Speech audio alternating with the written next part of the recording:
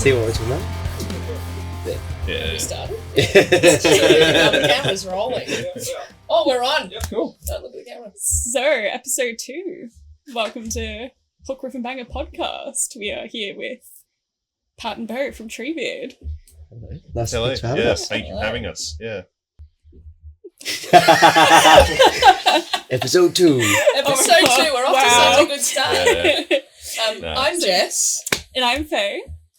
We're going to interrogate you for a little bit. Okay. It's going to be nice. Yeah, Right. Yeah. exciting. By all So, means. what are your roles in Treebeard? How long have you been in the band for? I'll go first. Yeah. I'm drummer. Playing in the band since it started as a live band. Obviously, it started as a solo project for Pat, but I think I was the first member to jump on. I think out of the group. Yes. Yeah. Yeah, you were. Yeah. Not the first member to perform, but the first to join the band, Mm. which is weird. But so I think, Yeah. 3 years? 4? 2019. Yeah. 5 shit, years. 5 years. Can we swear? Yeah. Yeah. Good. Okay. Yeah. Fuck. Yeah. I think COVID made it Yeah. longer than what it feels like because for a good year of it, we're barely a band because there was barely anything we were allowed to do. So, Yeah. but yeah, that's mine. Yours? Yeah. So I'm Pat. I sort of founded the band, for lack of a better word. Would have been late 2017. As sort of like a solo project. Back then, I played everything.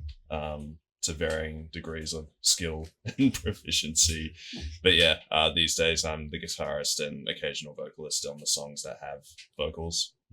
Yeah, that's me. And you do stomps. And I do the stomps. Yeah. Yeah. Did you demonstrate that stomp just again? Yeah. Excellent. Yeah. Wow. Yeah. It's an interactive podcast. Yeah. Tell us about yourselves and if there are any other projects that you want to plug. My other project is Khan. So I've been playing in Khan, different named iterations for the better part of 12 years with fellow Treebeard member Josh. So we're in that band together. And we're actually, going to tour together soon. So that's going to be exciting. Prior to that, I was in a 2-piece punk band for a bit called Bloody Aztec with a mate. Did that for a bit of fun, but then grew up a little bit and it got a bit hard to be in a party band. And yeah, so I've been playing drums since I was, 12 years old, started in Adelaide. Definitely a very big Travis Barker boy when I was a kid. So I learned all the Blink-182 songs, learned all the punk songs, and then went into metal from that. And then sort of slowed down when I started playing in bands to be a bit more like in the grunge and progressive sort of styles and stuff like that. So, Yeah. Myself, I'm actually the only person in Treebeard that doesn't have at least one other band. Treebeard's kind of it for me, which works out well because it's kind of like my creative outlet. I have sort of done collaborations or small things with other bands. There's a man called Navu, who Dave and Jay, a friend of mine called Jaden, who lives in Austria at the moment. That was sort of like a black gaze sort of vibe. But yeah, did that for a little bit. And then before that, I've been in bands on and off since I was like 18. I moved to Melbourne 10 years ago, started in like kind of just cover bands, bluesy kind of stuff, playing bass. And then I was in a band called the Deadlips for a bit, which was more like a kind of grunge thing. And that kind of fizzled out around the same time Treebeard started. So yeah. that was how we met, from Yeah. him playing in the Deadlips and me playing in Khan because we played together. Yeah. Mm. And I guess like musical journey or instruments and everything, like I started off on drums, then did bass, then did guitar. Guitar wise, I'm still quite, I wouldn't say I'm very virtuosic or like technical or anything like that. It's more like functional for me. Like I don't play guitar to be good at guitar. I play it to like make music, I guess, and like stuff that sounds good to me that I can sort of pull off barely. I always say like I'm the least sort of proficient or like good instrument player in the band, so it's a good thing that I write most of the stuff. because think otherwise I would the be vis- screwed. The visual to that was Yeah. amazing. You're good at the Anyone's- writing. If anyone's not yeah. watching, he was drumming with his hands. Yeah. Yeah, that's more or less me. Yeah. You're a good musician, Pat. Thanks. Yeah. I guess speaking of other bands, do you guys have any favorite local Melbourne bands? Yeah, there's a lot that are really good. I think one of my favorites would be a band called Dear Thieves, who are a two-piece sort of punk rock band. But known them for a long time, played with them in my two-piece Bloody House set back in the day, but just a really awesome, fun, catchy band that, you know, I've always been surprised aren't sort of bigger than what they are, but they'd be one of my favorite local bands for sure. I guess, you know, it's probably a bit, what's the word? Nepotistic or whatever, but a lot of the bands we play with in this scene are probably my favorite bands. So guys like Mushroom Giant and Skin Thief, and then like bands that, you know, we share members with. So bands like Cole and Ghost Smoker, I'm really into those guys. Hard to pick favorites though. It's always tricky, particularly in Melbourne because there's just too many bands. Myriad- We're Myriad- spoiled for We choice. are Myriad Drone, Yeah. Myriad Drone are a really cool Souldusk band. and there's like Melbourne, you know, it's a bit of a cliche to say that Melbourne has this amazing music scene with all these, you know, cool bands, but it's fucking true. Yeah, we really do. It's really true. And we're really lucky to have that compared to, you know, maybe other cities in the country, even in the world. It just feels very concentrated here and also good, you know, community support and like fans and venues and everything else. Like people kind of try and nourish that, which maybe other cities don't have that, unfortunately. So yeah, go Melbourne. Yeah. I'm going to ask you one of the hardest questions that we've found, but what is your favourite Melbourne band that no longer exists? Oh, Melbourne band. Can it be a band that was really like did their thing in Melbourne but are not from Melbourne? Sure. We'll take that. So it would We'll be take it. the Green Thief, who I'm good mates with most of the members, and actually one of their ex-members is in one of my other bands now. But prior to knowing them, I always really loved that band, and I think their couple of albums they released were just unreal, and they were just getting better and better in my books. And you know, as things happen, they just fizzled out, and they are no longer. But yeah, that would be mine. Probably High Tension aren't really doing things these days, are they? They kind of. I mean, I know that Karina is in like several different projects and she's fucking amazing, but I think High Tension were really special to me, at least. Just that perfect mix of like hardcore punk, bit of like black metal on that last album, and yeah, I just loved everything they did, and seeing them live was always really cool. And yeah, I miss them. Come back, please. Yeah. Maybe they'll surprise us. Yeah, maybe. maybe. If they hear this, you never Yeah. know. If you are listening to the podcast. There has been a request. Yeah. Speaking of the local scene as well, have you guys got any favourite venues you've played at or attended gigs at? I love the Bergie Band Room in Brunswick, which is the live music like section of the Bergie Seltzer down Sydney Road. That's a really new venue, but it's run by a lot of the people that used to run the Brunswick Hotel. So, which was always like a very good vibe of a place. I really liked that before it got flooded. Someone hit a fire hydrant. Yeah, and, someone like, flooded it. and flooded it, and it got like that badly damaged that they were just like, we're just going to leave this building. It's no good. So that's a really cool venue. I think it's a really good size. It's quite small. It sounds amazing. It's a good stage setup. And the crew that work there are just really cool and involved. So I think that would be my main shout. Yeah, for me, it's varied over the years. It probably used to be Old Bar, but actually since they opened Shot Kickers, it's probably my favorite these days. Like I remember when it used to be the Tego Mago, and I played some gigs there, and like it was kind of a cool vibe, but it felt a bit sort of dead a lot of the time. But then we played a gig at Shot Kickers for the first time back in 2022, and it was a really good gig. Like just really good vibe. Like it's a nice room to where like you don't need heaps and heaps of people to make it feel, you know, sort of full and have a good energy to it and a good vibe. The sound's really good, which is surprising for a room like that. It's better now because they've put sound treatment on the roof. Yeah. So. Yeah, just a good vibe and good location, and yeah, It's probably my favorite these days. So very close to Hence the why house. we're Hell yeah. hence why we're playing our album launch there. Yes. Yeah. Yes. Yeah.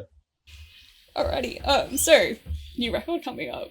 Mhm. Did you want to talk about any of like the lyrical themes? The Yeah. new record? On the 3 songs that Yeah. have Yeah. Well, I'd leave that to you. Yeah, sure. Album comes out Friday the 13th of September, which at time of recording is 1 week away, which is terrifying. So it's called SNOWMAN, and basically the album concept or idea is it came out of me writing it during like a period of, as everyone sort of encountered, of isolation during lockdown. Particularly for me in that first lockdown, I was in an apartment on my own.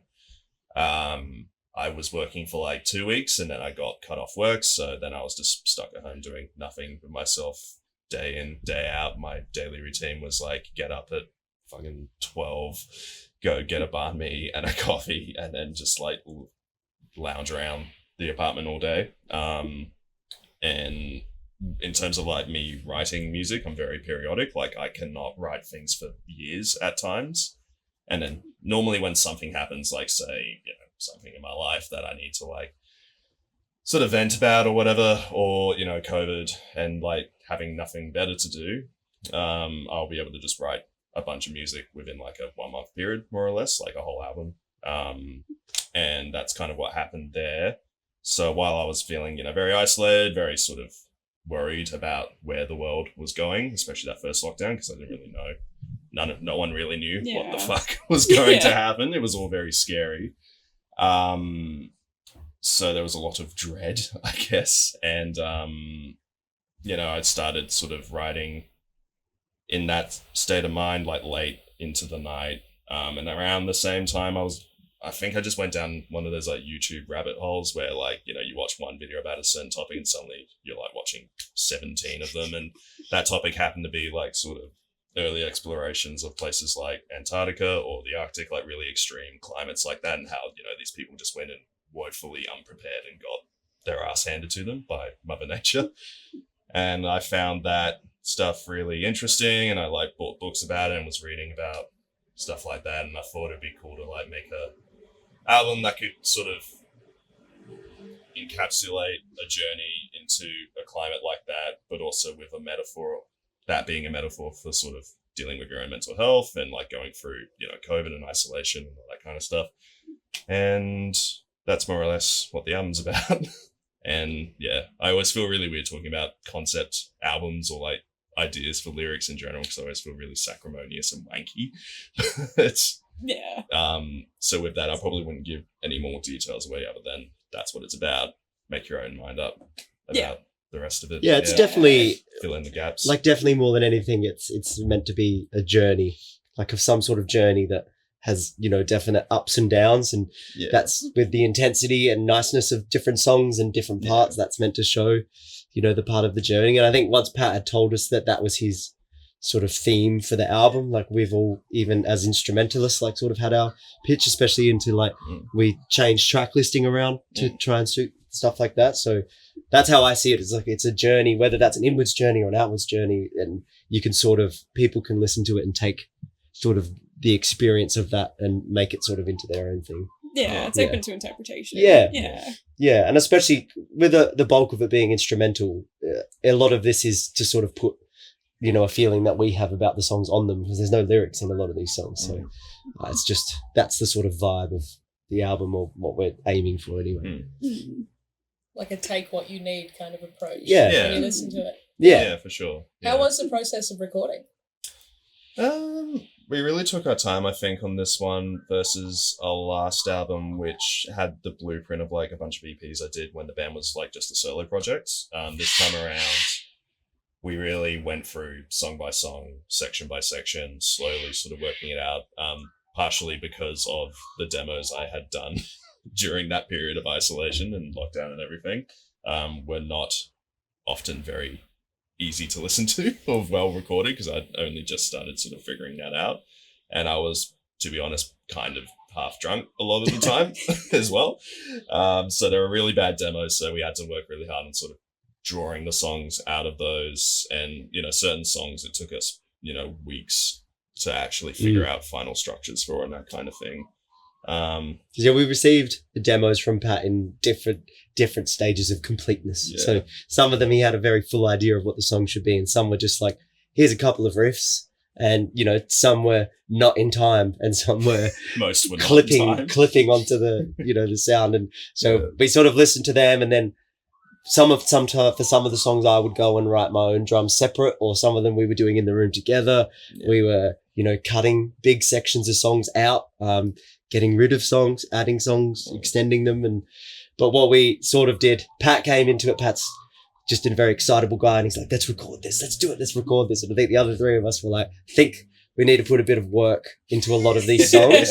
not because they're bad, but because there's potential that we should try and realize and work on together to get the best as we can out of these songs. And I think so while it was long, it was really enjoyable, and it was really good to do as like a unit, because like Pat said, the first album was pretty much all Pat writing and us interpreting and doing our own little flourishes on our instruments, but this was definitely a team sort of effort. So it was a really enjoyable writing process. And then that writing process also went into the recording, and some of the stuff at time of recording was just like, oh, I might try this, or let's add this in, and what if we did some stomps, or stuff like that. Scrape So a drumstick on her handsaw. so just some weird stuff, and adding piano parts in, and extra guitar parts, and a lot of the vocal parts were last minute. So totally. but it was a really fun experience. Like Yeah. it was really good fun, and it was just good to be with your mates and sort of have some fun with stuff. Yeah. What was the most difficult track for you guys to record? If there was one. Well, speaking of cutting parts of songs, So there's a track on the album called Lieutenant, which is probably the most sort of pretty and, I wouldn't even say happy sounding, but it's not very sort of dark and grim. It's like, it's meant to, represent that point in the journey of where there's like a glimmer of hope that things might not be fucked. And originally, there was vocals planned for that song, and these guys would often give me grief because they felt the song was almost too pretty and too sentimental or whatever. They'd call it the graduation song because they thought it sounded like something from like the credits of fucking, what was it, Legally Blonde or something? Or like those like film clips, like who was it, Vitamin C or whatever, like and they're in the high school and the Like college, Yeah. and like how it's like very uplifting. So I think because it was, this album is got a lot of darkness to it and a lot of brutality and stuff, and it was just this shining light. And we give each other shit, like, and it was a good opening to give Pat some crap about a happy song, and so it was always the graduation song. And every time we were about to jam it, it was like, all right, boys, let's graduate. But continue on with the story. So yeah, there were vocals planned for it, and we had a crack at recording them. We probably spent 2 or 3 hours trying to make it work, but it just was not fucking working. It just sounded like Blink. Like, not that I hate Blink 182 or anything, but it didn't sound right for us. It sounded very kind of like emo, but not in the good way. It wasn't that they were bad. It just the song ended up becoming really good, and we worked from the basic demo to make something really nice and emotive and fit with the scheme. And I think that adding the vocals, it felt like we were adding something because it needed it. And all credit to Pat, like these are his songs, and when you've got someone telling you like, no, I don't think you should put those vocals in this song, like I don't think they work, some people might not take that well, but Pat really took it on board, and it was it wasn't a slight on the quality of the vocals. The quality was fine, and it was just a fit thing. Well, I thought that was fine, but I don't sing, so I'm easily impressed. I will never compliment myself. If you get a spout. But I would say, like, in terms of cutting it, like the first single off the album, Great White, that song, it was in the early writing process. The end of that song had like 3 big riffs that just kept riffing on, and all 3 of the riffs were really good. They were really good, but it's a 7-minute song, and we're hitting new parts of the song and new riffs at like the 6-minute mark. And we spent weeks going like, well, what if this one, we took out that one and we doubled this one, or this one went over there. or we did this, or maybe we had a pause and then we went back and we were working and we couldn't get them to work. And I think it was Reese was like, what if we just don't do any of them? And we just do a little nice build up thing towards the end. And bring back a section from earlier in the song. And again, credit to Pat, he'd written 3 like really cool riffs and 3 really cool parts. But again, it just wasn't working for that song. And hopefully they'll get put away in the bank and they'll get used at some other point. But we ended up all 4 of us writing this like beautiful like build up, which is the end of Great White, and all having our own little like bits in it. And we sort of did that in a jam, like together. The 4 of us like wrote how that extended, and like that's one of my favorite parts of the album. Like it's a really beautiful section. It themes so well. So even though it was really hard because we battled and again, if it's harsh to have to tell one of your friends like, well, maybe what you wrote, what doesn't work. Like maybe we don't. But I think credit to like Pat and the way we all worked together. We were doing that through the whole album process. I'd do a drum part and Reese would be like, I didn't like it. Like, I think you could do something better than that. Or, Reese would have 2 options where one's busy and one's simple. And we'd be like, let's just keep it simple. And we really worked well together on that. So all the hardest things in recording actually ended up being like super worthwhile, I think. Yeah. It's the beauty of working with people you trust. Yeah, absolutely. Figuring it out together. Yeah. So you're launching this album on the 20th of September at Shot Kickers, favourite venue to play. It's a great venue. Yeah. What track, if you have one, would be your favourite to play live for this show? Well, I have a clear favourite song, and we've never played it live before. Yeah. And we are going to play it live, and that's the title track from the album, which hasn't been released yet. So it's this song called SNOWMAN. And yeah, I think it's a beautiful track that Pat, wrote, and we all came together and pretty much added our Hans Zimmer like influences to it, because it's very much like a soundtrack song as opposed to a song. But it was just like one of the best things I've ever been involved with making, just because of how we did it together and everyone like added their little moment in, and it was so cool. So I'm really looking forward to playing that. Yeah, look, I think I probably agree. Yeah, same song. Creating that was just a lot of fun. It was very collaborative and creative. We really just threw everything at it, and everything we did throw at it seemed to work and like contribute something, including stomps and claps and hand saws and fucking percussion and all this stuff. It was just a really good experience making it, and we for a while were wondering how we would actually translate that live, because we did just add layers and layers and layers. I mean, there are 3 drum layers in one section, because it was sort of, that was our moment where we were like, live, we'll worry about that later. Like, let's just write whatever we think the coolest thing is. There's like, Josh plays like 5 guitar parts or something. And I mean, even you play 3 or 4, and then there's double bass lines. There's piano in there. But we've actually worked it out really well how to incorporate it live. So it's going to be really cool. Yeah, thank God for loops. and sample pads, yeah. That's it.